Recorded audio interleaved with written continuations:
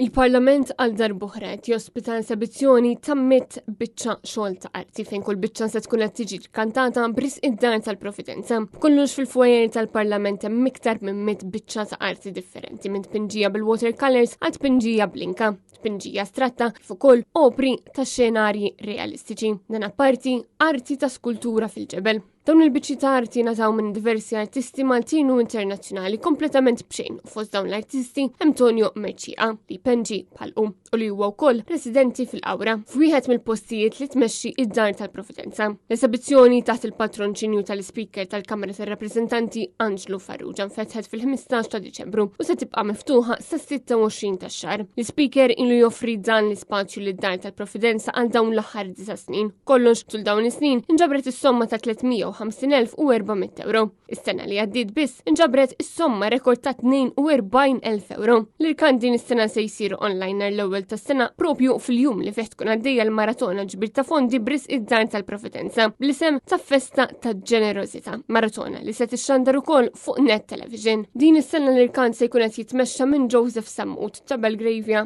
Auctions u l-Festa ta' Ġenerosità se tibda fid-9:30 ta' filgħodu bil-Qudiesa u warajna ta' bidu għall-ġbir fl-10 ta' filgħodu bix-xandira tibqa' għaddejja sa nofs il-lejl. Din is-sena d-Dar tal-Providenza ġiet onorata bil-Medalja tal-Qadi tar-Repubblika mogħtija mill-President ta' Malta.